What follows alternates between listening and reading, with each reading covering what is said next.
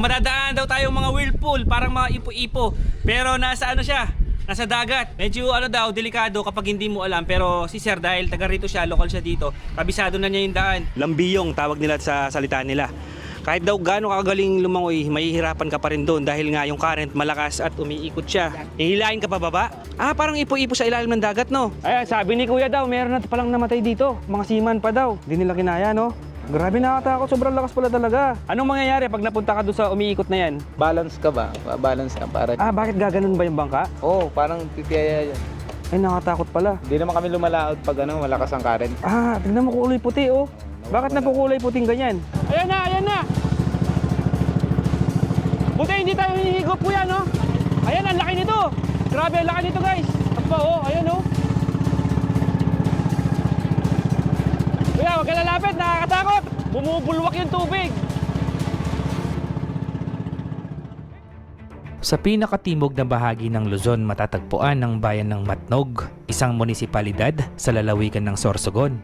Ito ang huling bayan sa Luzon bago tumawid patungong Visayas. Ang Matnog Port ang pangunahing jump-off point ng Luzon papuntang Visayas at ito rin ang pinakahuling bahagi ng Maharlika Highway sa Southern Luzon. Dito dumaraan ang mga ro-ro vessels na nagdadala ng mga bus, private vehicles at cargo papunta sa Samar at pabalik.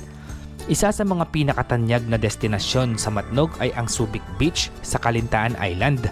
Kilala ito sa kanyang malambot at mapusyaw na kulay rosas na buhangin, lalo na kapag nasisinagan ng araw.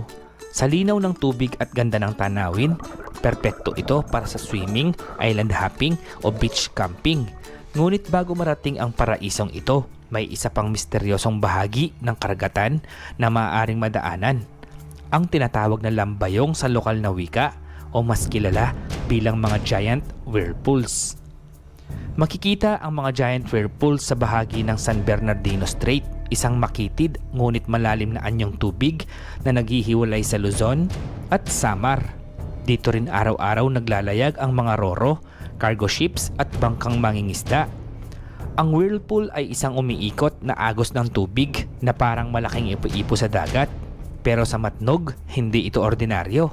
Mas malaki, mas mabilis at mas delikado, lalo na kapag malakas ang agos. Ang phenomenon na ito ay likas at bunga ng pinagsamang mga faktor, ang banggaan ng malalakas na agos mula sa Pacific Ocean at San Bernardino Strait, ang pagkakaiba ng temperatura at alat ng tubig, ang presensya ng malalalim na trenches at komplikadong topografiya sa ilalim ng dagat, at mga tidal forces na mas lumalakas tuwing